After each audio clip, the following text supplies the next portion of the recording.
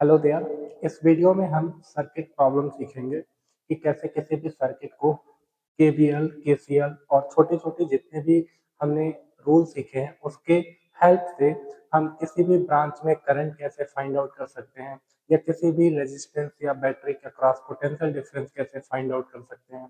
तो इस वीडियो को स्टार्ट करने से पहले आपसे रिक्वेस्ट है कि इससे पहले वाला पार्ट अगर आप नहीं देखे हैं तो उसमें मैंने सारे रूल सिखा रखे हैं, छोटे-छोटे जितने भी हमें ज़रूरत पड़ते हैं, तो उसे देखने के बाद ही इसे आप समझिए, तो आप अपने कॉन्सेप्ट को क्लियर कर सकते हैं या जो भी डाउट है, आपके यहाँ क्लियर हो जाएँगे। तो हम सबसे पहले एक टॉपिक लेते हैं for a single close loop, यानी कि अगर हमारे पास कोई एक सिंगल क्लोज़ लूप हो, तो उसमें एक रूल अप्लाई करके एक छोटा-सा फ़ॉर्मूला हम ऑब्टेन कर सकते हैं।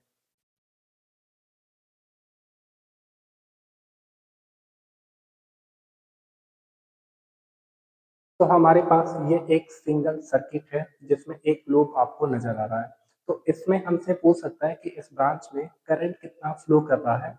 तो एक जनरलाइज हम सर्किट लेके और वो फॉर्मूला हम ऑब्टेन करने वाले हैं और उस फॉर्मूले की हेल्प से आप कभी भी जब भी आपको सिंगल सर्किट मिले जिसमें बैटरी और रेजिस्टेंस अलग अलग टाइप से ऐसे कनेक्टेड हो, तो आप करंट की वैल्यू बड़े आसानी से निकाल सकते हैं।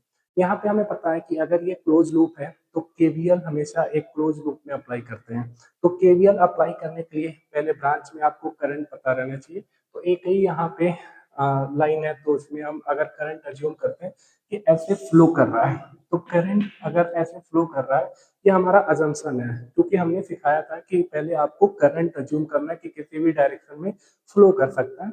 प्लस केवीएल का इक्वेशन लिखने के लिए आपको लूप का डायरेक्शन कंसीडर करना होता है। लूप का डायरेक्शन मतलब क्या, कि आप जहां से स्टार्ट करते हैं केवीएल का इक्वेशन लिखते लिखते वोल्टेज ड्रॉप आप वहां तक पहुंचे जहां से आपने स्टार्ट किया था, यानी कि एक क्लोज लूप हो जाएगा। तो आप इस डायरेक्शन में चल सकते हैं या फिर ऐसे डायरेक्शन में चल सकते हैं। ठीक है, ये हमारा अजम्पशन है कि करंट ऐसे फ्लो कर रहा है। तो मैंने बताया था कि आप हमेशा लूप का डायरेक्शन करंट के डायरेक्शन में लेंगे, तो इक्वेशन में आपको ज्यादा टर्म पॉजिटिव दिखेगा, तो एरर होने के चांसेस थोड़े कम हो जाते हैं। इसलिए हम इसी को लूप का डायरेक्शन भी कंसीडर कर लेते हैं। अगर ये लूप का डायरेक्शन है तो हम यहाँ से स्टार्ट कर रहे हैं, केवीएल का इक्वेशन लिख रहे हैं, यानी कि केवीएल का इक्वेशन होता है क्या है, सारे वोल्टेज ड्रॉप का जो अलजेब्रिक सम होता है must be equal to zero. तो सबसे पहले अगर हम यहाँ से चल रहे हैं तो हमारे पास एक बैटरी है, इधर से चलते हैं, इधर से ऐसे ले लेते हैं, आपकी मर्जी, आप किधर भी ले सकते हैं, मैं इधर से ले लिया। अगर ऐसे ले लिए तो यहाँ से ऐसे आए, तो करंट कितना फ्लो कर रहा है, आई, और यहाँ का वोल्टेज ड्रॉप कितना, ओम्स लॉ के according I into R two लिखेंगे। आई इंटू आर टू, ये हमारे पास पहला वोल्टेज ड्रॉप है, और इसमें हम प्लस लिखेंगे, क्यों, क्योंकि वोल्टेज का, सॉरी, करंट का और लूप का डायरेक्शन दोनों सेम है, इसलिए प्लस में। उसके बाद हमें बैटरी मिल रहा है, और ये बैटरी का पहले हमें निगेटिव टर्मिनल मिल रहा है, इसलिए माइनस का E2 लिखेंगे।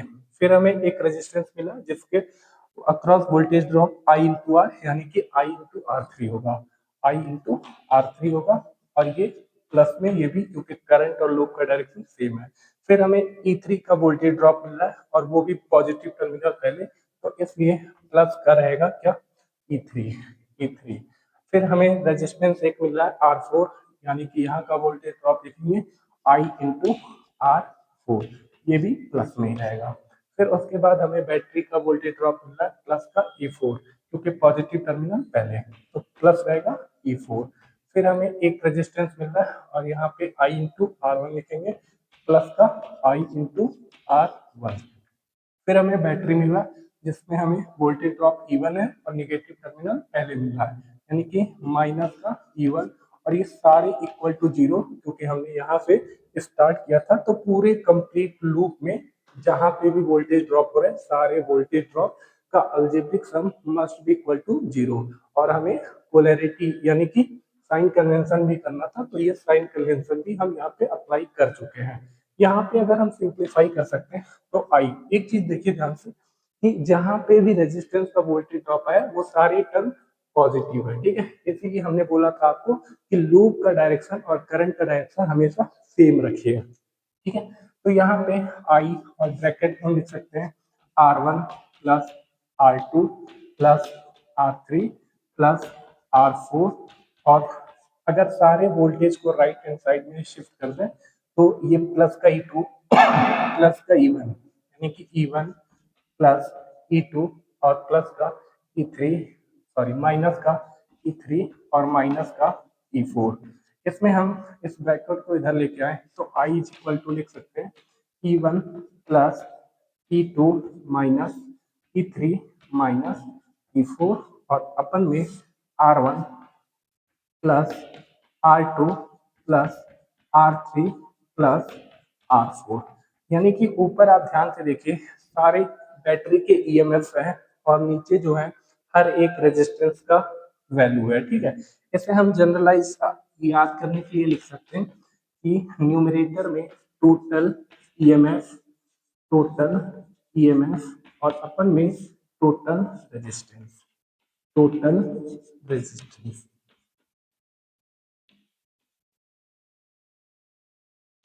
मीन्स आपको ये फॉर्मूला याद रखना है किसके लिए, कि जब भी आपको सिंगल क्लोज्ड लूप दे तो जितने भी बैटरी लगे रहे उस सारे बैटरी के वोल्टेज आप न्यूमरेटर में रखिए और सारे रेजिस्टेंस का एडिशन आप डिनोमिनेटर में रखिए, तो आपको करंट की वैल्यू फाइंड आउट हो जाएगी।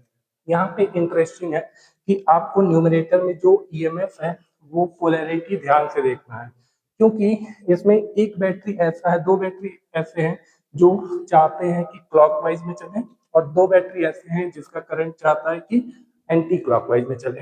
तो किधर चलेगा वो बेसिकली हमें इसको अप्लाई करने के लिए हमें किसी एक को पोलैरिटी को रेफरेंस देना होगा। ठीक है, मान लीजिए मैं इसको पोलैरिटी को रेफरेंस दे दिया। ठीक है, तो जिसको आप रेफरेंस दे रहेंगे उसको पॉजिटिव रखे रहेंगे, तो ये रेफरेंस है। किसी के जैसे ये भी चाहता है, यानी कि ये दोनों लोग पॉजिटिव होंगे, जबकि इसका करंट इसके अपोजिट डायरेक्शन में चल रहा है, इसका भी करंट इसके अपोजिट डायरेक्शन में चल रहा है, इसलिए ये माइनस होगा तो ये भी माइनस होगा, तो माइनस E3 और माइनस E4। ठीक है, अब आपका अजम्पशन ये करंट का सही भी हो सकता है और गलत भी हो सकता है, तो ये कैसे कंफर्म करेंगे, ये आई की वैल्यू जब आप पोलैरिटी को देख के साइन कन्वेंशन करने के बाद वैल्यू पुट करेंगे तो ये वैल्यू आपको पॉजिटिव भी मिल सकता है और निगेटिव भी मिल सकता है। अगर ये वैल्यू पॉजिटिव आया तो इसका मतलब करंट की वैल्यू जो है वो करंट की वैल्यू वही है और पॉजिटिव आने का मतलब आपका अजम्पशन सही है। ठीक है, अगर ये निगेटिव आया, करंट की वैल्यू निगेटिव आया, इसका मतलब आपका अजम्पशन जो है वो रॉन्ग है और आप करंट जो है एक्चुअली अपोजिट डायरेक्शन में फ्लो करेगा। ठीक है, तो ये हमको साइन कन्वेंशन बता देगा कि करंट एंटी क्लॉकवाइज में फ्लो करेगा या क्लॉकवाइज में, ये आपको साइन कन्वेंशन अप्लाई करना होगा।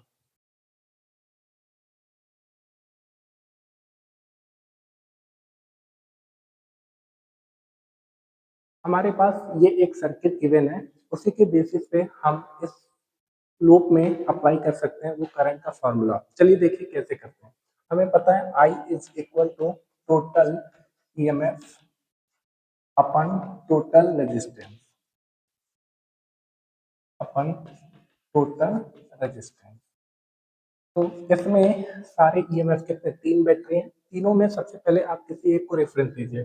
मैं इसको अगर रेफरेंस देता हूँ तो इसका मतलब ये अगर रेफरेंस है तो इसके जैसे जो भी लोग करंट फ्लो कराना चाहते हैं वो पॉजिटिव लेंगे और जो इसके अपोजिट डायरेक्शन में होंगे उसको हम निगेटिव लेंगे। जैसे ये चाहता है कि क्लॉकवाइज में चले, ये भी चाहता है कि क्लॉकवाइज में चले करंट, तो इसका मतलब ये दोनों लोग पॉजिटिव रहेंगे और ये चाहता है कि एंटी क्लॉकवाइज में चले, इसलिए इसको हम निगेटिव लेंगे। तो करंट की वैल्यू अगर हमें लिखना है तो इसको पॉजिटिव यानी कि प्लस का 8 वोल्ट, फिर उसके बाद प्लस का 4 वोल्ट, फिर उसके बाद माइनस का 2 वोल्ट, और अपन में कितना सारे register 6 plus 4, 6 plus 4 plus 7 plus 3, यानी कि आई की वैल्यू अगर आप देखिए तो न्यूमरेटर में 12 माइनस 2 10 आएगा और डिनोमिनेटर में 20, जिससे हम आई की वैल्यू 0.5 एम्पियर लेंगे। यहाँ पे ध्यान से देखिए जो करंट की वैल्यू आया वो पॉजिटिव आया।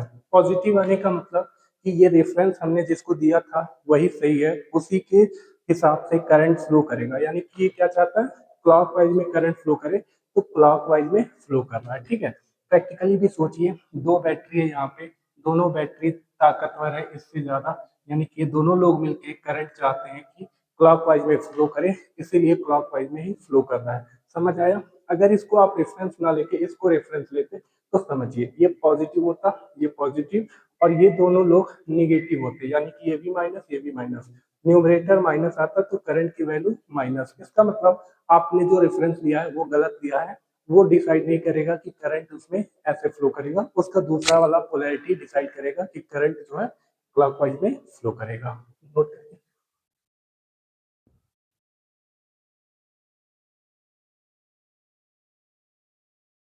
यह हमारे पास एक नया सर्किट है और इस सर्किट में देखिए ध्यान से, क्लोज लूप नहीं है। क्लोज लूप नहीं है तो आप केवीएल नहीं अप्लाई कर सकते, लेकिन आप केसीएल अप्लाई कर सकते हैं, क्योंकि केसीएल किसी भी जंक्शन पे अप्लाई कर सकते हैं।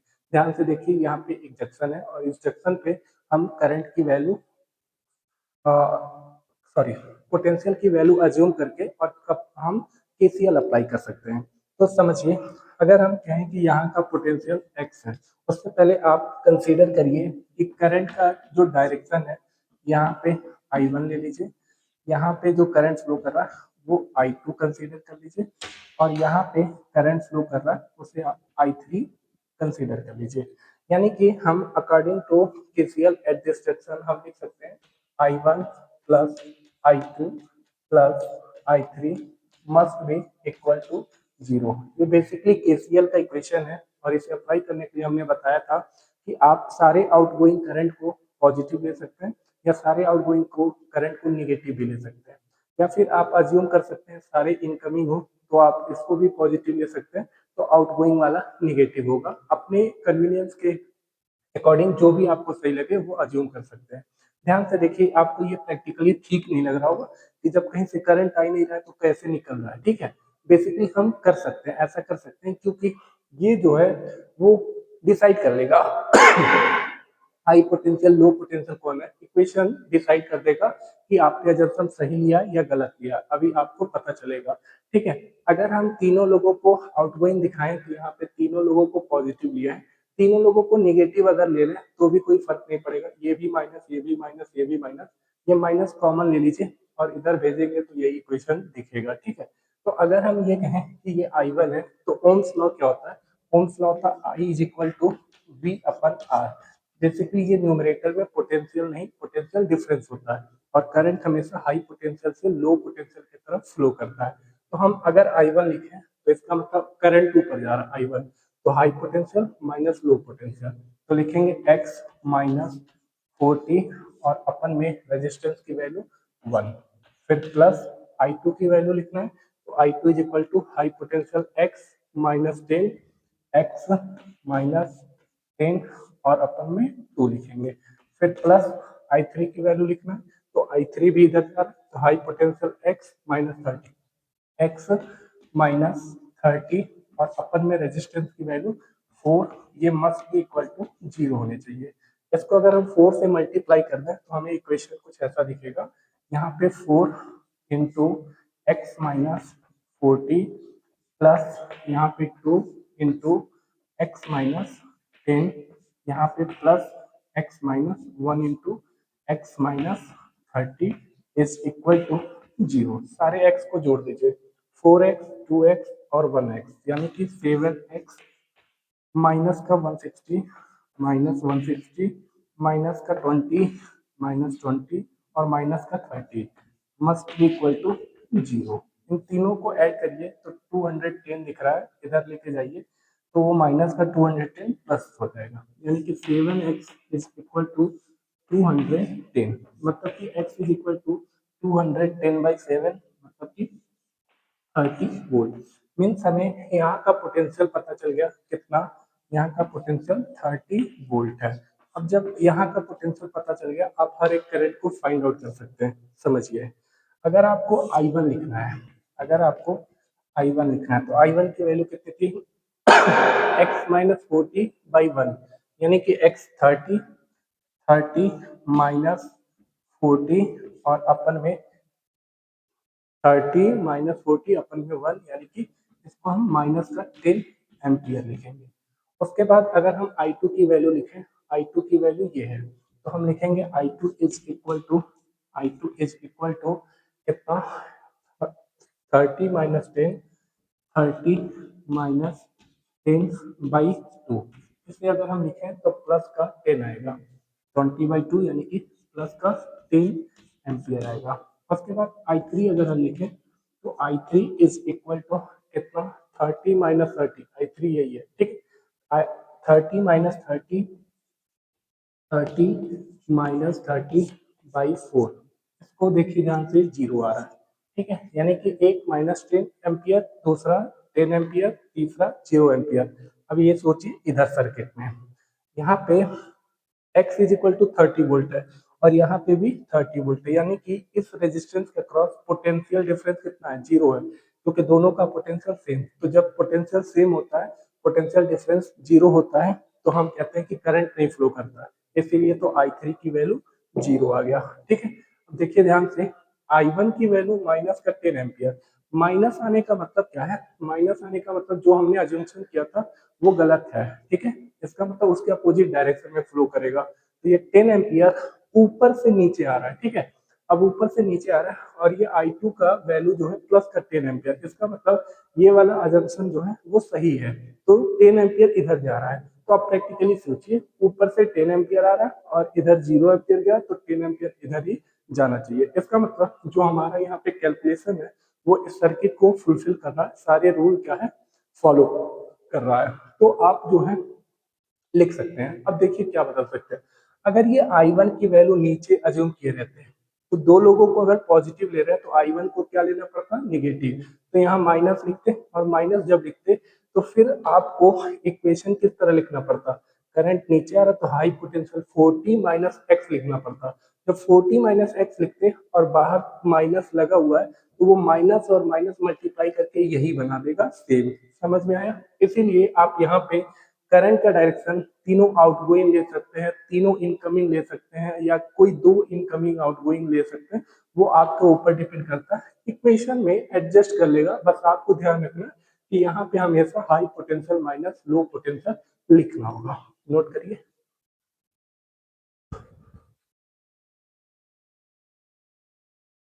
अब हमारे पास एक नया सर्किट है और इस सर्किट में हमसे क्वेश्चन में पूछ रहा है कि find out the value of current in each branches, यानी कि हर एक ब्रांच में करंट कितना कहाँ पे फ्लो कर रहा है, किस डायरेक्शन में, वो हमें बताना है, ठीक है। तो आपको दिख रहा है ये एक क्लोज लूप है, एक लूप ये है, एक लूप ये है और एक ओवरऑल ये एक लूप है, यानी कि तीन लूप है। आप यहाँ पे केवीएल अप्लाई कर सकते हैं। बेसिकली ध्यान से देखिए तो यहाँ पे भी एक जंक्शन है, यहाँ पे भी एक जंक्शन है, तो आप जंक्शन पे केसीएल भी अप्लाई कर सकते हैं। मैं दोनों मेथड अप्लाई करके शो कर रहा हूँ, तो दिखा रहा हूँ कि करंट कहाँ पे कितना फ्लो कर रहा है, वो दोनों केस में सेम आएगा, ठीक है। तो सबसे पहले मेथड वन हम यहाँ पे बाई केवीएल अप्लाई करते हैं, ठीक है।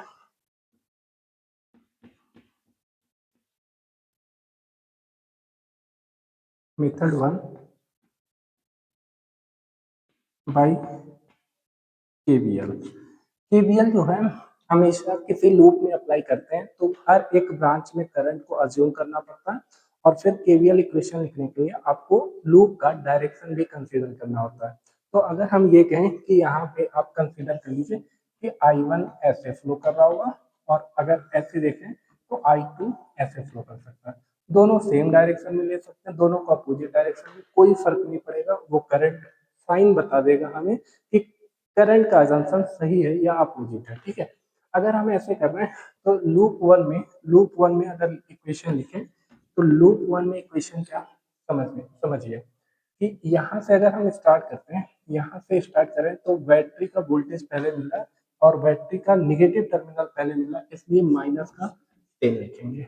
फिर यहाँ आएंगे तो करंट हमें यहाँ पे I1 है और रेजिस्टेंस की वैल्यू 1, यानी कि V equal to I into R से हम लिख सकते हैं क्या, I1 इंटू 1, और प्लस क्यों, क्योंकि करंट का डायरेक्शन और लूप का डायरेक्शन सेम है। फिर इसके बाद यहाँ पे आएंगे तो एक अजम्पशन कर लीजिए कि जो करंट का डायरेक्शन है वो आप I1 को बड़ा कर दीजिए I2 से, ठीक है। अगर हम ये कहें कि I1 is greater than I2 है, तो इसका मतलब I1 ऊपर से आ रहा है और I2 नीचे से आ रहा है, तो overall current I1 minus I2 ऊपर से नीचे आ रहा है, ठीक है। तो यहाँ पे हम करंट लिखेंगे I1 माइनस I2, ये करंट हो गया, रेजिस्टेंस कितना 2, और ये लिखेंगे क्या, प्लस में। क्यों? क्योंकि करंट के डायरेक्शन में ही हम लूप का डायरेक्शन ले रखे हैं।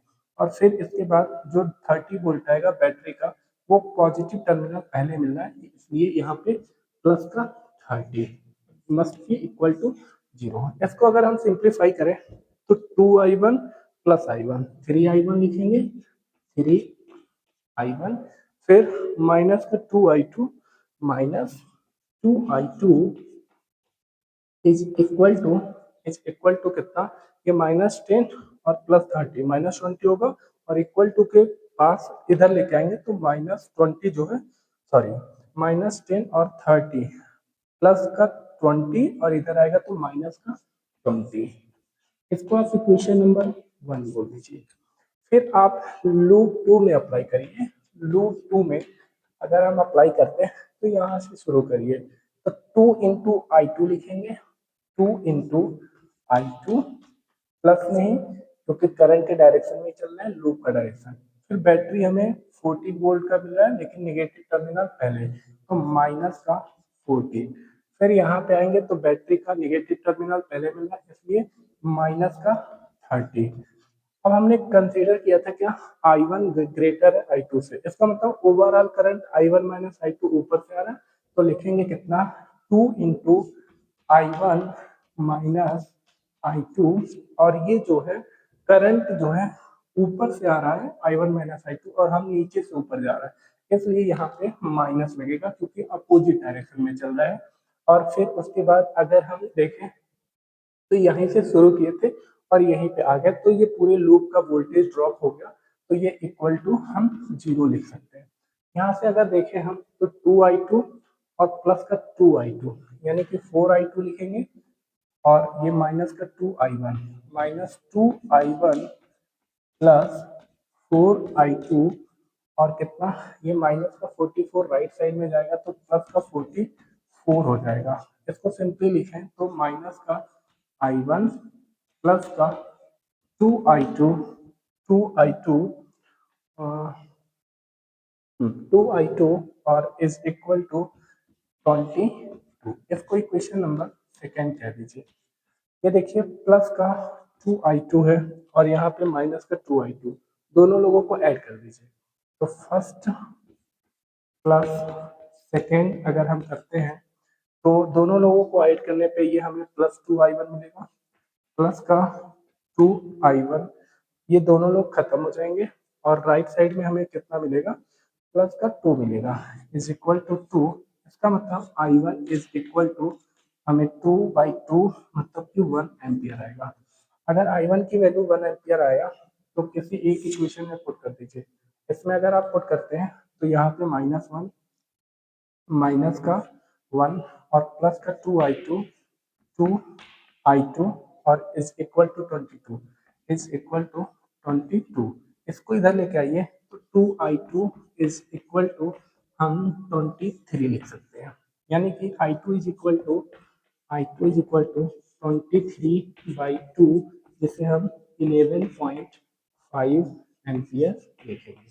ठीक है, अब ध्यान से देखिए कि ये करंट I1 1 एम्पियर आया, ये I2 की वैल्यू 11.5 एम्पियर आया, दोनों लोग पॉजिटिव आए हैं। दोनों लोग पॉजिटिव आने का मतलब कि यहाँ पे जो करंट है वो इसी डायरेक्शन में फ्लो कर रहा है, यहाँ पे भी इसी डायरेक्शन में फ्लो कर रहा है, और यहाँ पे जो करंट है कौन बढ़ा है? I2 बढ़ा है। ठीक है, तो I2 यानी कि नीचे से करंट जा रहा है कितना? 11.5 एम्पियर, और ऊपर से आ रहा है कितना? 1 एम्पियर। तो ओवरऑल करंट जो है 10.5 एम्पियर करंट नीचे से ऊपर जा रहा है। समझ आया?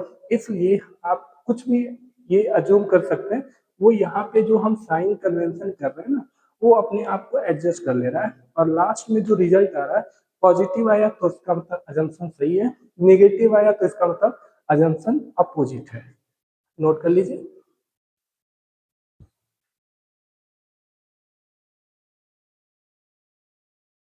चलिए इसी सेम सर्किट में हम method 2 Kirchhoff current law apply करके दिखाते हैं बाई केसीएल, बाई केसीएल। ठीक है, केसीएल आप हमेशा किसी जंक्शन पे अप्लाई कर सकते हैं। तो यहाँ पे हमारे पास एक जंक्शन बी है, दूसरा जंक्शन ई है, तो यहाँ पे अगर हम कहें कि यहाँ पे जंक्शन यहाँ पे अप्लाई कर देते हैं। ठीक है, अगर यहाँ अप्लाई कर देते हैं तो यहाँ का पोटेंशियल आप x बोल दीजिए, और यहाँ से निकलने वाले सारे करंट ऐसे I1, इधर I2 और इधर जो है I3 कंसीडर कर लीजिए। ठीक है, हमने बताया था तीनों को आउटगोइंग ले सकते हैं, तीनों को इनकमिंग ले सकते हैं, किसी दो को भी आउटगोइंग इनकमिंग कुछ भी ले सकते हैं, वो प्लस माइनस अपना एडजस्ट कर लेगा।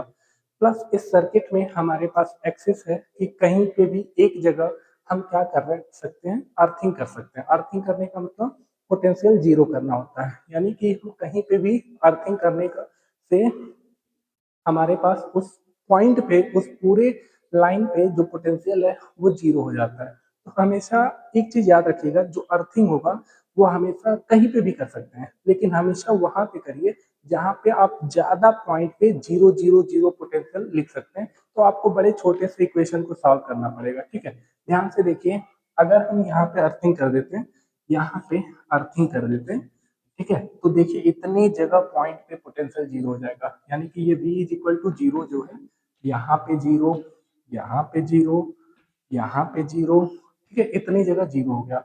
अगर जीरो हो गया तो हमने सिखाया था कि बैटरी के दूसरे तरफ भी पोटेंशियल लिख सकते हैं। तो अगर ये जीरो है तो इधर कितना, प्लस का 10 लिखेंगे। ये आपको पार्ट 1 में सिखाया गया, वहां से आप सीख सकते हैं। ठीक है, ये अगर जीरो है तो ये निगेटिव टर्मिनल इधर है, तो माइनस का 14। अगर ये जीरो है तो यहाँ पे प्लस का 30, प्लस का 30। अब ध्यान से देखिए, ये I1 plus I2 plus I3 जो है वो जीरो कर सकते हैं। I1 plus I2 plus I3 is equal to zero. ये केसीएल का इक्वेशन है, जो कि तीनों लोग आउटगोइंग है, इन तीनों को पॉजिटिव ले लेंगे। अगर तीनों को निगेटिव लेना चाहते हैं तो तीनों minus minus minus minus common लेंगे, इधर लाएंगे, तो यही इक्वेशन आपको दिखेगा। ठीक है, अगर हमें I1 की वैल्यू लिखना है तो ध्यान से देखिए, इस रेजिस्टेंस के अक्रॉस एक पोटेंशियल x और इधर का पोटेंशियल 10, यानी कि हम लिखेंगे कितना, हाई पोटेंशियल को x, क्योंकि करंट हाई पोटेंशियल से लो पोटेंशियल की तरफ फ्लो करता है। तो x माइनस 10 और अपन में रेजिस्टेंस की वैल्यू 1 ओम, फिर प्लस I2 की वैल्यू अगर हम लिखें तो I2 is equal to x minus 30 upon 2, x minus 30 और अपन में 2। फिर उसके बाद यहाँ पे x माइनस माइनस का 14, यानी कि प्लस में x माइनस माइनस का 14 और अपन में रेजिस्टेंस की वैल्यू कितना, 2। ये सारे लोग इक्वल टू 0। इसमें हम 2 से अगर मल्टीप्लाई करें तो यहाँ पे 2 x minus 10, x minus 10 plus में यहाँ पे x माइनस 30, x माइनस 30, फिर प्लस में x plus 14 is equal to 0। सारे x को जोड़िए तो 4x माइनस 20 माइनस 30 और प्लस का 14 इज इक्वल टू 0। 50 50 और 50 में से माइनस 50 में अगर 14 हटेगा तो कितना, 36, यानी कि x is equal to minus का और इधर लाएंगे तो 36, 36 अपन 4 लिखेंगे और इसकी वैल्यू कितना, 9 वोल्ट, 9 वोल्ट।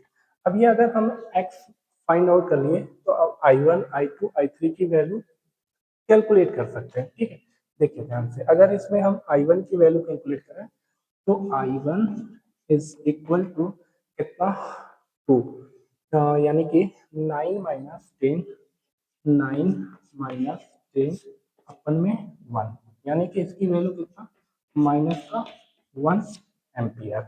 फिर उसके बाद I2 की वैल्यू अगर हम देखें तो I2 is equal to, I2 is equal to 9 minus 31, यानी कि माइनस का 21, माइनस का 21 अपन 2, इसकी वैल्यू कितना, माइनस का 10.5 एम्पियर। फिर उसके बाद I3 की वैल्यू अगर हम लिखें तो I3 इज इक्वल टू कितना, 9 प्लस 14, 9 प्लस 14, 9 प्लस 14 और अपन में कितना, अपन में 2, इसकी वैल्यू कितना, 23/2, जिसे हम लिख सकते हैं I3 is equal to 11.5 ampere. Compare कर लीजिए, हर एक वैल्यू जो है सेम आया है। इसमें करंट की वैल्यू कितना 1 एम्पियर आया था, हमने अज्यूम किया इधर कितना नीचे की तरफ आ रहा है, जबकि पिछले वाले आंसर में क्या है नीचे से ऊपर जा रहा है, तो नीचे से ऊपर यहाँ भी जा रहा है। अजम्पशन हमने ऊपर से नीचे किया है, लेकिन माइनस आ गया ना, माइनस का मतलब नीचे से ऊपर जा रहा है, तो पहले जैसे मैच कर रहा है। ठीक है, I2 की वैल्यू कितना माइनस का 10.5 एम्पियर, अजम्पशन हमने नीचे किया माइनस आ गया, इसलिए करंट एक्चुअली में नीचे से ऊपर जा रहा है कितना 10.5 एम्पियर। I3 की वैल्यू ऊपर से नीचे आ रहा है कितना 11.5 एम्पियर। समझ आया, पहले से कंपेयर करिए, हर एक वैल्यू हर एक डायरेक्शन मैच करेगा, क्योंकि रूल है वो कहीं पे भी अप्लाई करिए उसका आंसर सेम ही आने वाला है, प्रोवाइडेड आप हर एक कंडीशन को, हर एक साइन कन्वेंशन को, हर एक अजम्पशन को सही तरीके से अप्लाई किए हो।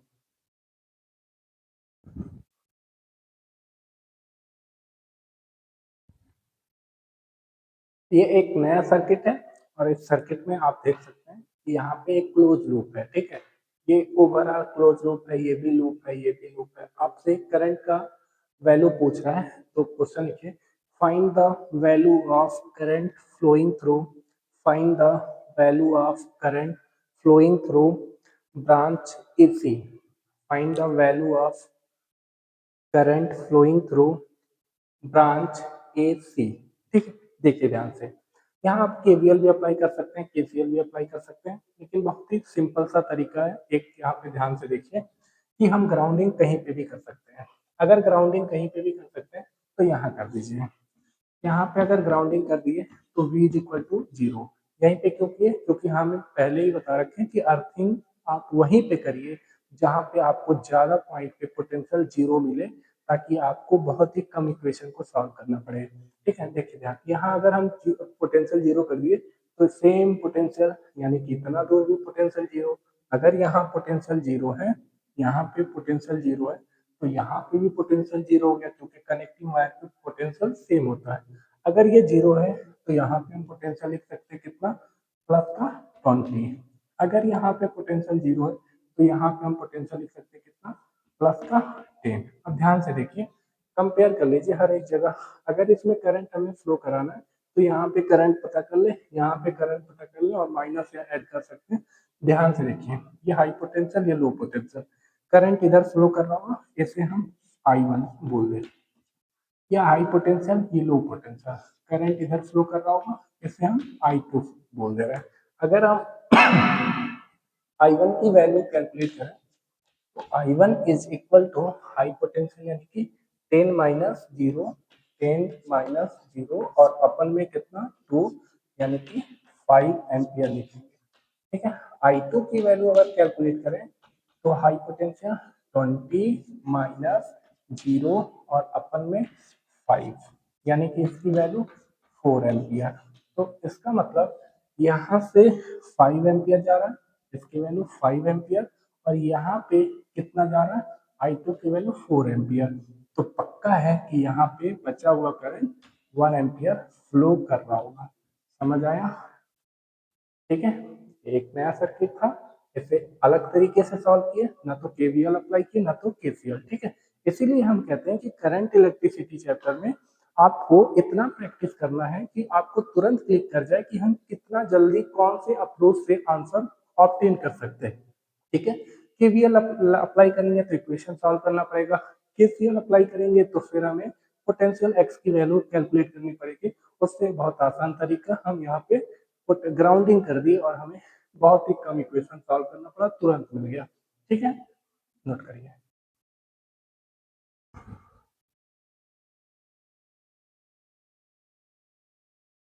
अब ये एक नया सर्किट है, इस सर्किट में अभी हमें करंट निकालना है हर एक ब्रांच में। ठीक है, ऊपर क्वेश्चन लिख लीजिए, find out the value of current in each branches, यानी कि हर एक ब्रांच में करंट की वैल्यू फाइंड आउट करना है। अगेन यहाँ पे कई सारे जंक्शन दिख रहे हैं, केसीएल भी अप्लाई कर सकते हैं, कई सारे लूप भी दिख रहे हैं, केवीएल भी अप्लाई कर सकते हैं, बट हमें वो मेथड अप्रोच करना है जो हमें बहुत ही जल्दी आंसर को दे दे। ठीक है, तो ध्यान से देखिए, एक जगह ग्राउंडिंग कर दीजिए, ऊपर नीचे कहीं भी कर सकते हैं, नीचे कर दीजिए। अगर नीचे ग्राउंडिंग कर दिए तो इसका मतलब कि यहाँ पे V इज इक्वल टू 0, मतलब यहाँ का पोटेंशियल 0, यहाँ का पोटेंशियल जीरो, यहाँ का पोटेंशियल जीरो, यहाँ का पोटेंशियल जीरो। अगर ये जीरो है तो यहाँ का पोटेंशियल प्लस का 20, यानी कि यहाँ पे प्लस का 20, यहाँ पे प्लस का 20, यहाँ पे प्लस का 20, यानी कि यहाँ अगर जीरो है तो यहाँ पे माइनस का 20, माइनस का 20, हर जगह करंट डिक्रीज। इसे अज्यूम करिए I1, इसे अज्यूम करिए I2। हम नीचे के डायरेक्शन में क्यों ले रहे हैं, क्योंकि नीचे का डायरेक्शन देखो ध्यान से, वो हाई पोटेंशियल लो पोटेंशियल, पक्का है कि करंट ऊपर से ही नीचे आएगा, तो क्यों जबरदस्ती हम माइनस लाएं, करंट की वैल्यू पॉजिटिव ही आने देते हैं। ऊपर high potential low potential, current नीचे आएगा कितना I2, again high potential low potential, current नीचे ही आएगा कितना I3। ठीक है, I1 की वैल्यू लिखना बहुत आसान है। अगर I1 की वैल्यू हम लिखें तो I1 इज इक्वल टू कितना 20 minus zero, 20 minus zero upon 2 is equal to 10 ampere. I2 की वैल्यू भी बहुत आसान है, 20 minus zero, 20 minus zero upon 2 is equal to 10 ampere. I3 अगर लिखें तो I3 is equal to 20 minus high potential 20 minus low potential minus 20, और अपन में कितना 2, इसकी वैल्यू 40/2 यानी कि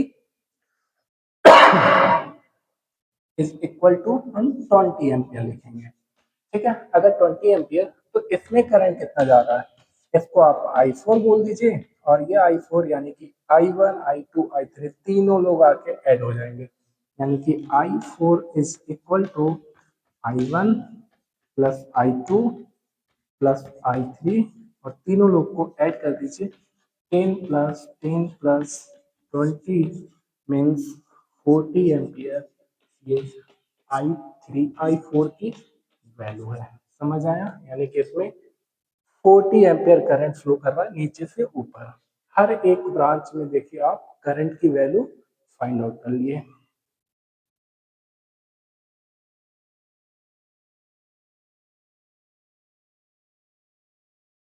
अब एक नया टर्म इंट्रोड्यूस करते हैं, इलेक्ट्रोमोटिव फोर्स, जिसे हम ईएमएफ कहते हैं। बेसिकली ईएमएफ क्या चीज है, इससे हम पहले भी इस्तेमाल कर रहे हैं, लेकिन इसे समझिए। अगर हमारे पास एक कंटेनर है, इस कंटेनर में आपको 2 इलेक्ट्रोड दिए जा रहे हैं। बेसिकली ये आपको बहुत डिटेल में पढ़ाए जाते हैं इलेक्ट्रोकेमिस्ट्री चैप्टर, केमिस्ट्री के सब्जेक्ट में। ठीक है, कि ये एक कंटेनर है, इस कंटेनर में आपको यहाँ पे लिक्विड फील्ड मिलेगा, कुछ लिक्विड होगा, बेसिकली होता है यहाँ पे डाइल्यूट H2SO4, डाइल्यूट H2SO4। ये H2SO4 जब डाइल्यूट होता है तो इसमें से 2 आयन निकलते हैं, एक H प्लस आयन, दूसरा SO4 माइनस आयन। यहाँ पे कोई भी इलेक्ट्रोलाइट हो सकता है, बेसिकली यही H2SO4 बहुत जनरल है। ये 2 इलेक्ट्रोड है, इन 2 इलेक्ट्रोड में एक की इलेक्ट्रोनेगेटिविटी कम होती है, एक की इलेक्ट्रोनेगेटिविटी ज्यादा होती है, जिसे एक एनोड और एक कैथोड कहा जाता है। ये इलेक्ट्रोनेगेटिविटी कम का मतलब वो इलेक्ट्रॉन को पसंद नहीं कर रहा है, और इलेक्ट्रोनेगेटिविटी ज्यादा का मतलब वो इलेक्ट्रॉन को बहुत ही ज्यादा पसंद कर रहा है। मतलब कि अगर इलेक्ट्रोनेगेटिविटी ज्यादा है तो उस पर जो है पूरे माइनस चार्ज यहाँ पे अक्वायर्ड हो जाएंगे। अगर ये निगेटिविटी, इलेक्ट्रोनेगेटिविटी जो है वो थोड़ा कम है, तो उसके पास यहाँ पे पॉजिटिव चार्ज अक्वायर्ड रहेंगे। ये यानी कि हाईली नेगेटिव चार्ज है, ये हाईली पॉजिटिव चार्ज है। जब इसको हम कनेक्ट करेंगे तो कनेक्ट करने से इलेक्ट्रॉन का ट्रांसफर होगा नेगेटिव टू पॉजिटिव की तरफ। जैसे ही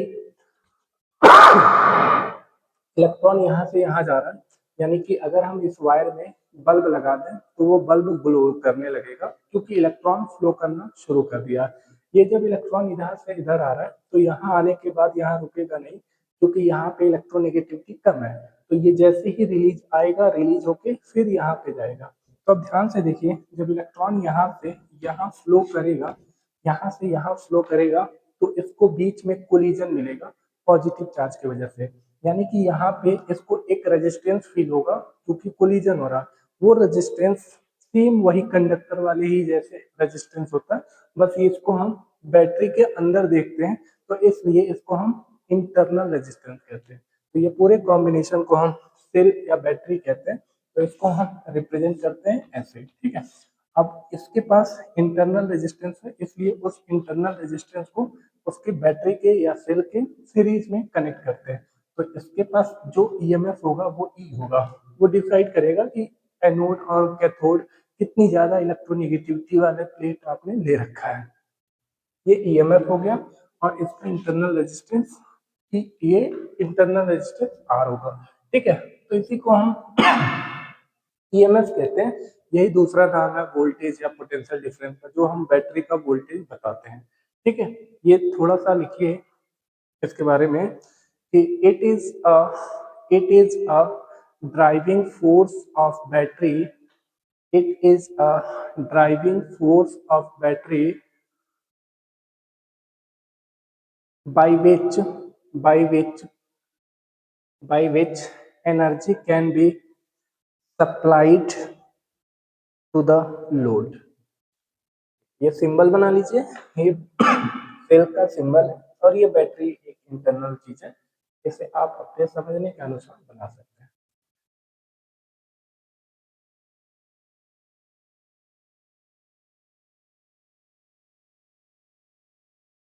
तो अगर ये बैटरी आइडियल हुआ, ठीक है, अपने स्टडी के लिए हम आइडियल भी कंसीडर करते हैं, अगर ये आइडियल हुआ तो उसके पास कोई इंटरनल रेजिस्टेंस कंसीडर नहीं किया जाएगा, ठीक है। तो एक लाइन नीचे लिख लीजिए, for an ideal battery, for an ideal battery the internal resistance of cell और बैटरी इज जीरो। अगर ये हमारे पास किसी रेजिस्टेंस लोड की तरह और ये बैटरी या सेल जो है ऐसे मिल जाए हमें, ठीक है, यहाँ पे 5 वोल्ट अगर लिखा हुआ है तो इसका मतलब ये आइडियल बैटरी है, ठीक है। लेकिन अगर यहाँ पे 2 ओम ऐसे लिखा हो, 3 ओम लिखा हो, तो इसका मतलब ये आइडियल बैटरी नहीं है, ये इंटरनल रेजिस्टेंस ऑफ बैटरी है। और इसे हम ऐसे भी रिप्रेजेंट करेंगे कि अगर ये रेजिस्टेंस आर है तो हम इस रेजिस्टेंस को, इंटरनल रेजिस्टेंस को सीरीज में शो करेंगे, ठीक है। अब ये जो रेजिस्टेंस है 2 ओम का, बैटरी 5 वोल्ट का था, आप इधर करिए कोई फर्क नहीं पड़ता, बस बैटरी के सीरीज में रहना चाहिए, और वो वही इफेक्ट डालेगा जो ये वाला काम करता था। इन दोनों में कोई फर्क नहीं है। कभी कभी रेजिस्टेंस ऐसे बाहर कहीं पे भी दिया रहेगा, उसको हम बैटरी का इंटरनल रेजिस्टेंस ट्रीट करके भी वो सर्किट को एनालाइज कर सकते हैं, और वैल्यू जो हमें फाइंड आउट करना होता है उसमें हमें मिल जाता है।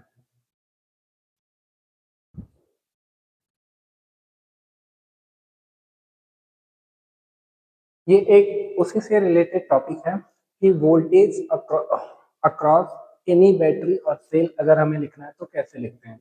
बेसिकली जो वो ईएमएफ था उसे हम कहते हैं कि वो बैटरी या सेल का वो पोटेंशियल डिफरेंस है जब बैटरी अनयूज्ड हो, यानी कि जब भी सर्किट में वो कनेक्टेड ना हो, तो बैटरी जब अनयूज्ड होता है तो उसका जो हम वोल्टेज बोलते हैं उसे ही हम ईएमएफ कहते हैं। लेकिन जैसे ही उसको हम इस्तेमाल करने लगते हैं, वहां के क्रॉस वोल्टेज का ड्रॉप होता है, यानी कि पोटेंशियल का ड्रॉप होता है। और वो पोटेंशियल का ड्रॉप जो है हमें लिखने का तरीका पता रहना चाहिए सर्किट एनालिसिस कर रहे हैं तो, ठीक है।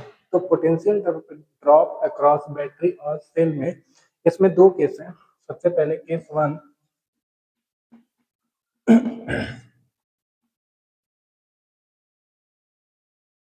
Device as a source.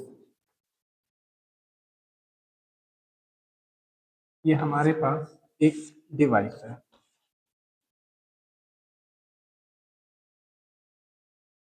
इस एंड पे पॉजिटिव टर्मिनल है, इस एंड पे निगेटिव। यहाँ पे हमने डिवाइस इसलिए लिखा क्योंकि ये जो है कुछ भी हो सकता है, बैटरी हो सकता है, सेल हो सकता है, या कोई और भी डिवाइस इलेक्ट्रिकल हो सकता है। तो अगर हमारे पास ये रूल सबके लिए होता है, अगर पॉजिटिव टर्मिनल से ये करंट निकल रहा होगा, ठीक है, करंट निकल रहा होगा, यानी कि निगेटिव टर्मिनल पे ये करंट इंटर कर रहा होगा, ठीक है। तो आपको लिखना क्या है कि when current exit from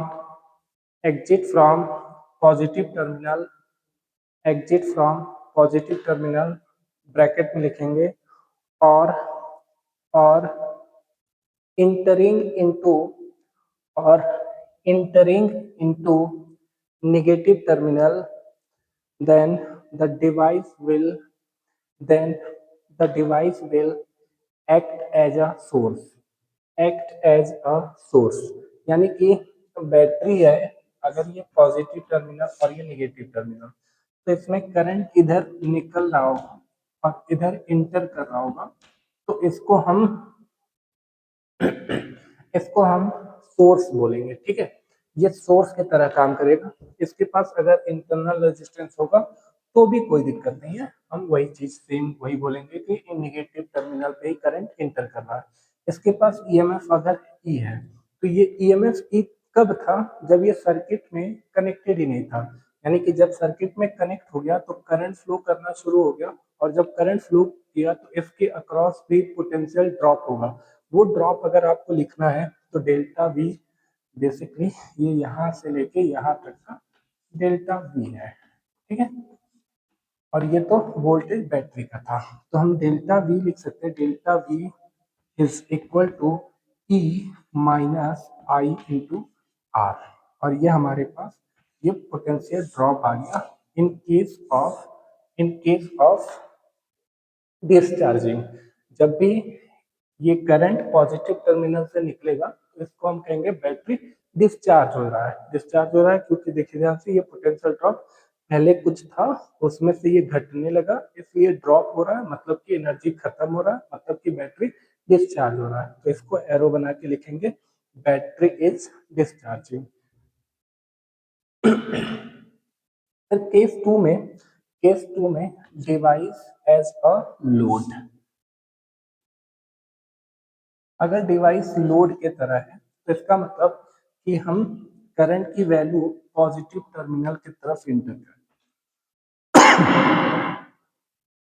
तो इस केस में हमें क्या लिखना है कि current when current leaving from negative terminal when current leaving from negative terminal bracket में और entering into positive terminal entering into positive terminal, then the device will then the device will act as a load the device will act as a load। और इस case में जो हम potential drop लिखेंगे यहाँ पे प्लस हो जाएगा, और इसको हम बैटरी को चार्ज होना कहेंगे। ठीक है, इसका मतलब ये बैटरी जो है चार्ज हो रहा है, तो यहाँ एरो बना के लिखेंगे बैटरी इज चार्जिंग। ऐसे हम बैटरी के अक्रॉस पोटेंशियल ड्रॉप लिखते हैं। ठीक है, तो इसी के ऊपर एक एग्जांपल करते हैं।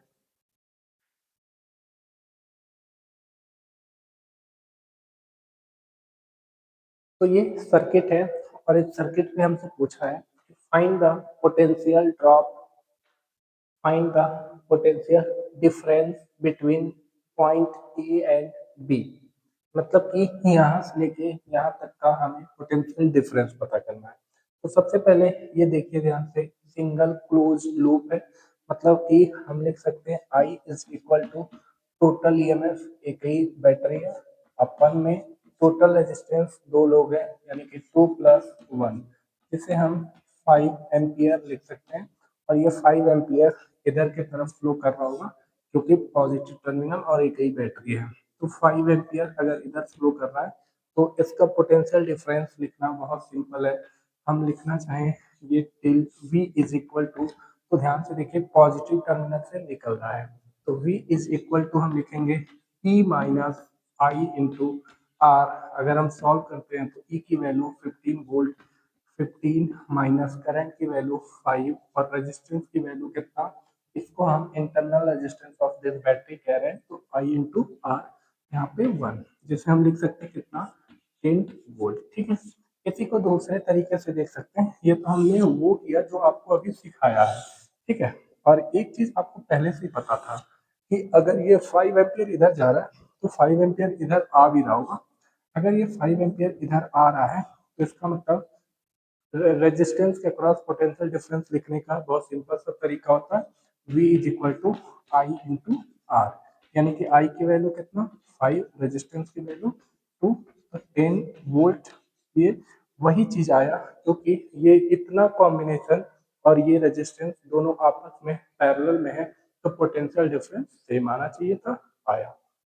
यानी कि ये किसकी वैल्यू है, V A minus V B की, और यही हमें कैलकुलेट करना था। ठीक है, नोट करिए, फिर इसके आगे बढ़ते हैं।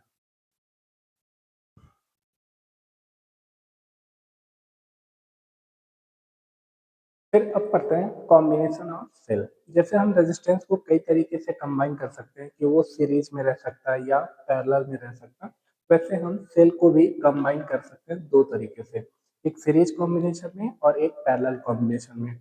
ऐसा क्यों हमें जरूरत पड़ रहा है वो सोचिए। अगर सिंगल बैटरी होगा तो सिंगल बैटरी, जैसे अगर हमारे घर का डिमांड बहुत ज्यादा है तो बड़ा इन्वर्टर लगाना पड़ेगा, वो बड़े इन्वर्टर के लिए बहुत बड़ा बैटरी लगाना पड़ेगा, और जब बहुत बड़ा बैटरी लगाएंगे तो उसके कई सारे ड्रॉबैक हैं। एक ही बैटरी है, कहीं डैमेज हुआ पूरा कनेक्शन बंद हो जाएगा। एक ही बैटरी है, बहुत ज़्यादा चांस है कि वो वहाँ पे उसकी एफिशिएंसी बहुत कम हो। एक ही बैटरी है तो बहुत ही भारी होता है। अब छोटा वाला इन्वर्टर उठा के देखिए, 30-35 केजी का होते हैं। अगर वही चीज बड़े साइज का बनाया जाएगा तो वो कई किलो के होंगे, और उसको एक जगह से दूसरे जगह ट्रांसपोर्ट करने में बहुत ही मेहनत लगेगा और बहुत ही ज्यादा खर्चा आएगा। तो ये सारे बहुत सारे जो है बड़े बड़े ये ड्रॉबैक हैं। इसलिए हम बैटरी के साइज बड़े लिमिटेड साइज में रखते हैं, और उसको तब अगर लिमिटेड साइज में है तो हमारा डिमांड जब बहुत ज़्यादा रहता है तो हमें अलग तरीके से कंबाइन करना होता है। तो वो भी दो तरीके से मिलता है, एक सीरीज कॉम्बिनेशन में और एक पैरेलल कॉम्बिनेशन में। तो सबसे पहले अगर हमारे पास सीरीज कॉम्बिनेशन हो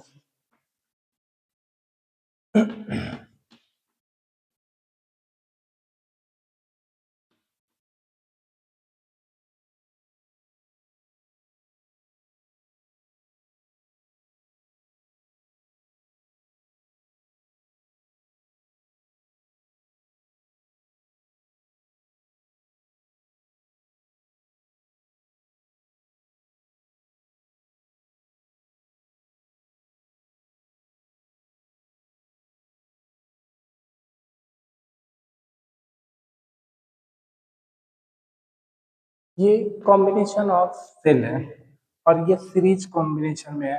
जैसे रेजिस्टेंस के पहचानते हैं वैसे ही हम ईएमएफ के भी बारे में सेम उसी तरीके से अप्लाई करते हैं, और ये हमें दिखाई दे रहा है सीरीज में है। ठीक है, अगर ये सीरीज में है तो इनको हम रिप्लेस करके एक ऐसा कॉम्बिनेशन निकालना चाहते हैं, इक्विवेलेंट निकालना चाहते हैं, जो इसके पास केवल एक बैटरी हो जिसे हम ई इक्विवेलेंट कहें, और इसके पास जो इंटरनल रेजिस्टेंस है उसे हम आर इक्विवेलेंट कहेंगे। ठीक है, अब ये ई इक्विवेलेंट जो है वो कैलकुलेट करने का तरीका होता है कि लिखना है आपको E1, E equivalent is equal to E1 plus E2, E1 plus E2, और ये जो है माइनस का E3।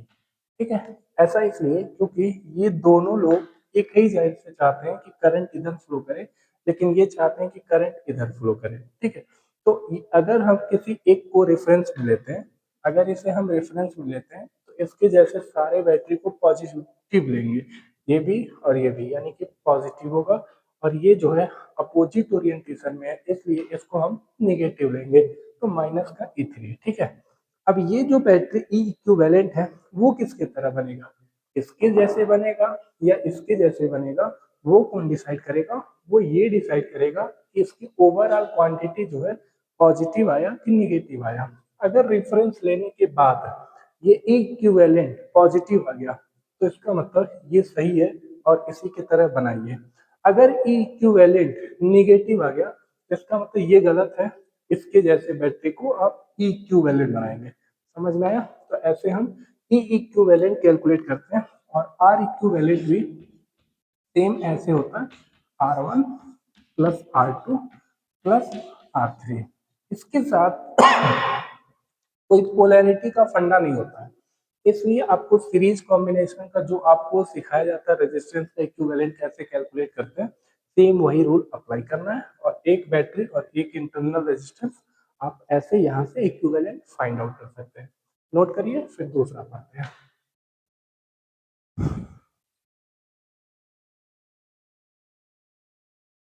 तो ये दूसरा है पैरेलल कॉम्बिनेशन। जैसे रेजिस्टेंस को आप देखते हैं इस तरह से दिखाई देने वाला, बेसिकली जिस दो डिफरेंस में जो पोटेंशियल डिफरेंस आना चाहिए वो दोनों का सेम होना चाहिए, ठीक है। तो वो दोनों आपस में पैरेलल कॉम्बिनेशन में होंगे। तो यहाँ पे तीन कॉम्बिनेशन ऑफ सेल है और ये तीनों ध्यान से देखिए, ये पोटेंशियल डिफरेंस सेम है इसलिए पैरेलल में। तीन या तीन से ज्यादा, दो या कुछ भी हो सकता है, दो से ज्यादा कितना हो नंबर ऑफ सेल जो है सीरीज में या पैरेलल में हो सकता है, वो बस हमने तीन ले रखा है ताकि बड़ी आसानी से हम इक्वेशन में दिखाई देते, ठीक है। अगर हमें इसका इक्विवेलेंट लिखना है तो ई इक्विवेलेंट लिखने का तरीका जो है थोड़ा सा रेजिस्टेंस वाले से अलग है।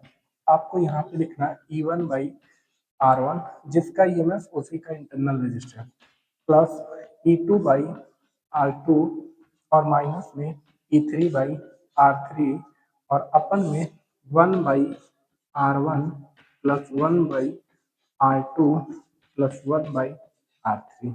ये ई इक्विवेलेंट निकालने का फॉर्मूला है, ठीक है। अगेन यहाँ पे भी सेम वही चीज अप्लाई करेंगे कि किसी एक पोलैरिटी को आपको रेफरेंस लेना है। अगर एक पोलैरिटी को रेफरेंस में ले रहे हैं तो आपका रिजल्ट ये ओवरऑल अगर पॉजिटिव आया तो इसका मतलब ये सही है और इसको इसी तरीके से बनाएंगे, ठीक है।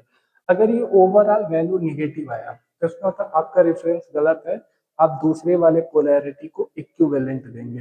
समझ में आया? क्योंकि इसका पोलैरिटी डिसाइड करना हमें बहुत जरूरत है, क्योंकि करंट का डायरेक्शन लेफ्ट होगा राइट होगा क्लॉकवाइज एंटी क्लॉकवाइज, वो ई इक्विवेलेंट ही डिसाइड करेगा। और आर इक्विवेलेंट में कोई चेंज नहीं है। जैसे आप पैरेलल कॉम्बिनेशन का आर इक्विवेलेंट कैलकुलेट करते हैं सेम वही चीज है, 1/R1 plus 1/R2 plus 1/R3। ध्यान रहे कोई भी निगेटिव साइन इसमें नहीं आता है, नोट करिए।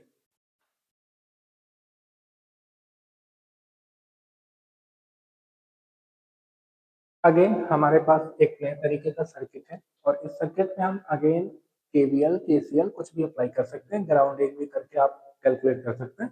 बट अभी हमने एक रूल सिखाया क्या कि कॉम्बिनेशन ऑफ सेल, उसको हम इस्तेमाल करेंगे। ध्यान से देखिए, ये दोनों लोग आपस में पैरेलल में, हमें क्वेश्चन में बताना है कि ये आर के थ्रू करंट की वैल्यू कितनी होगी, यानी कि find out the value of current flowing through R is equal to 3 ohm. इसमें करंट कितना होगा, लेफ्ट टू राइट होगा, राइट टू लेफ्ट होगा, वो हमें दोनों बताना है। तो अगर ये दोनों लोग पैरेलल में हैं तो इसका इक्विवेलेंट कैलकुलेट करते हैं। ई इक्विवेलेंट इज इक्वल टू, इसको हम रेफरेंस में ले लेते हैं, ठीक है। अगर इसको हम रेफरेंस में लेते हैं तो इसका मतलब लिखेंगे प्लस का 10/2, 10/2 प्लस में 4/2, फोर सॉरी माइनस में, क्योंकि ये दोनों अलग दिख रहे हैं, जैसा ये है वैसा ये अपोजिट है। तो माइनस का 4/2 और अपन में 1/2 प्लस में 1/2। इसको अगर हम सॉल्व करें तो कितना लिख सकते हैं, 5 - 2 यानी कि 3 और अपन में 1, यानी कि इसकी वैल्यू कितना, 3 वोल्ट। और आर इक्विवेलेंट कैलकुलेट करें तो आर इक्विवेलेंट जब दो रेजिस्टेंस इक्वल होते हैं तो 1/2 प्लस 1/2 इज इक्वल टू 1 आएगा, 1/1 इज इक्वल टू 1, यानी कि इसकी वैल्यू 1 हो आएगी, ठीक है। तो इसका मतलब इनको हम रिप्लेस कर सकते हैं एक रेजिस्टेंस से, एक सॉरी रेजिस्टेंस और एक बैटरी के कॉम्बिनेशन से। मतलब कि यहाँ पे हम एक बैटरी बनाएंगे, एक बैटरी बनाएंगे और ये पोलैरिटी किसकी तरफ आया, पोलैरिटी जो है ये पॉजिटिव आया। इसका मतलब जो नीचे था 10 वोल्ट उसकी जैसा बनाएंगे तो उसका वैल्यू जो है वो हमारे पास लेफ्ट टू राइट था, यानी कि ऐसा था, इधर जो है निगेटिव और इधर पॉजिटिव, ठीक है। मतलब कि हमारे पास जो नया बैटरी बनना है वो ऐसा बनाएंगे इस तरह से। और रेजिस्टेंस आप लेफ्ट में रखिए या राइट में रखिए कोई भी फर्क नहीं है, ये 1 ओम है और वो कितना 3 वोल्ट, ठीक है। अब ध्यान से देखिए, ये दोनों लोग आपस में सीरीज में है, तो सीरीज में है तो अगेन हम इक्विवेलेंट कैलकुलेट करेंगे। ई इक्विवेलेंट इसको हम डैश बोल देते हैं, ठीक है। अब इसमें फिर अगेन आपको रेफरेंस लेना होगा, तो इस बार रेफरेंस इसको लेंगे क्योंकि ये बड़ा हमें दिखाई दे रहा है, इसलिए ऐसे है। तो अगर ये 6 है तो दूसरा वाला माइनस का 3, तो कितना आएगा, 3 वोल्ट आएगा, पॉजिटिव आया, इसका मतलब इसी के जैसे बनाएंगे, ठीक है। तो इस और आर इक्विवेलेंट कैलकुलेशन है, आर डैश का इक्विवेलेंट, तो सीरीज में दोनों को जोड़ते हैं, 2 + 1, 2 + 1 इज इक्वल टू 3, ठीक है। तो इनको गायब करेंगे और एक बैटरी और एक रेजिस्टेंस बनाएंगे, ठीक। किसके जैसे, left to right, sorry right to left वाला। इसकी वैल्यू कितना, 3 ओम, ये कितना, 3 वोल्ट। अब करंट की वैल्यू आप लिख सकते हैं, I is equal to total EMF यानी कि 3 वोल्ट, टोटल रेजिस्टेंस 3 + 3 यानी कि I is equal to 0.5 ampere. और ध्यान से देखिए, ये डिसाइड कर रहा है करंट इधर जा रहा है यानी कि लेफ्ट टू राइट फ्लो होगा। तो ऐसे हम भी कैलकुलेट कर सकते हैं पैरेलल कॉम्बिनेशन अप्लाई करके, ठीक है, नोट करिए।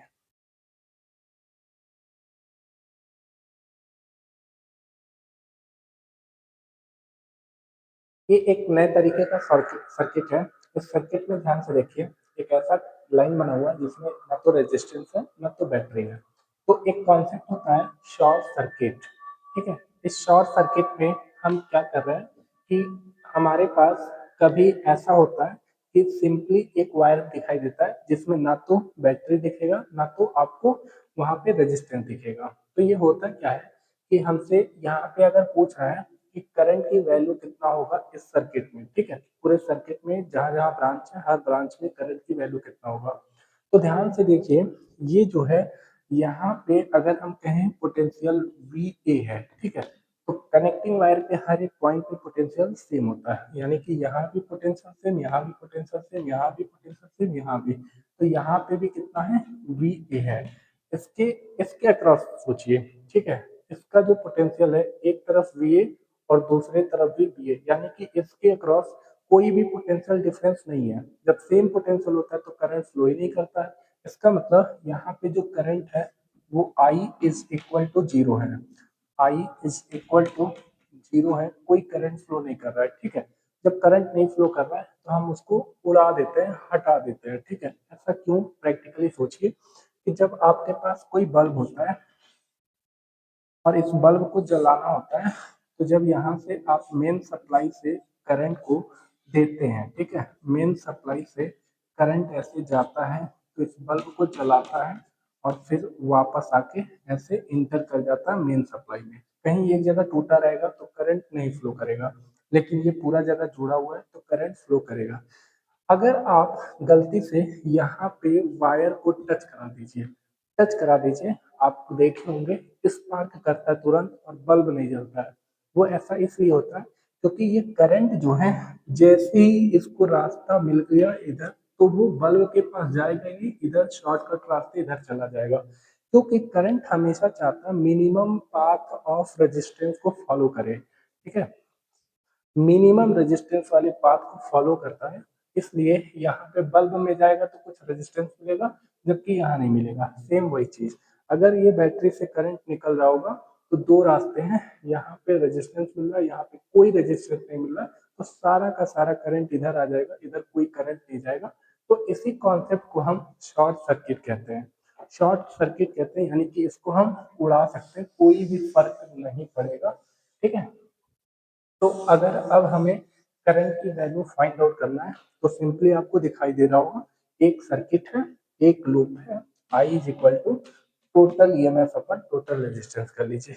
ये बड़ा बैटरी दिख रहा है, इसलिए इसको हम प्लस में 4 और माइनस में 2 और अपन में रेजिस्टेंस 4 + 6, यानी कि I is equal to 2/10 means 0.2 ampere आ गया, ठीक है। तो जरूरी नहीं आपको सर्किट देखते ही केवीएल या केसीएल स्टार्ट कर देना है। पहले आपको कम से कम 20 सेकेंड 30 सेकेंड तक सोचना है कि हम किस मेथड को अप्लाई कर सकते हैं ताकि हमारा आंसर बड़े आसानी से और जल्दी से आ जाए। ठीक है, क्योंकि मिस्टेक होने के चांसेस बहुत ज्यादा होते हैं अलग अलग रास्ते चलेंगे तो। ठीक, नोट कर लीजिए।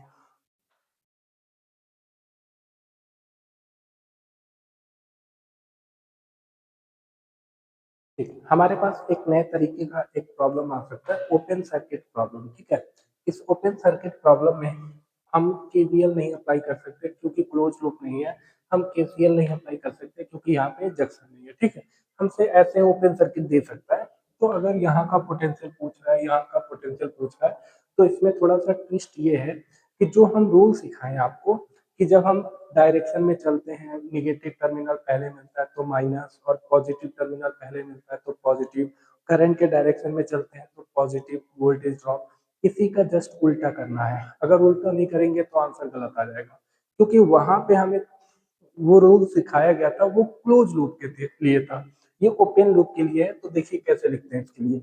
अगर हम यहाँ से शुरू कर रहे हैं तो प्लस का 5 लिखेंगे, आई इंटू आर यानी कि 2 वोल्ट, आई इंटू आर, ये ऐसे लिखेंगे। लेकिन करंट के डायरेक्शन में चल रहे हैं तो इसे माइनस। ठीक है, फिर बैटरी का पॉजिटिव टर्मिनल हमें पहले मिला है तो माइनस का 10 लिखेंगे। ठीक है, और क्योंकि उस रूल के अकॉर्डिंग उल्टा करना है, और ये is equal to V A करना है, और इसकी वैल्यू हमें कल इक्वल टू रहेगा, इक्वल टू वी ए, और इसको सिंप्लीफाई करिए यानी कि -2 -10, -10 और सॉरी -12 और +5 यानी कि माइनस का 7 is equal to V A. ठीक है, जो वी ए की वैल्यू आएगा वो -7 वोल्ट आएगा। वैसे इसमें अगर लिखें तो 5 वोल्ट। ठीक है, अगर हम करंट का डायरेक्शन बदल देते हैं, करंट का डायरेक्शन इधर है तो माइनस प्लस का 5 वोल्ट, बैटरी का निगेटिव टर्मिनल पहले मिला इसलिए प्लस का 10, क्योंकि उस रूल के अकॉर्डिंग उल्टा करना है। फिर करंट के अपोजिट डायरेक्शन में चलना है। ठीक है, इसलिए पॉजिटिव, क्योंकि उस रूल में जब हम सेम डायरेक्शन में चलते थे तो पॉजिटिव होता था, यहाँ पे अपोजिट जब चलेंगे तो पॉजिटिव। प्लस का 2 और इज इक्वल टू लास्ट वाला पोटेंशियल यानी कि वी ए, सबको ऐड करिए तो V A is equal to 17 volt. ठीक है, ये आपको याद रखना है, आपको अलग तरीके से क्वेश्चन ऐसे मिल सकता है ओपन सर्किट में। ठीक है, थैंक यू फॉर वॉचिंग।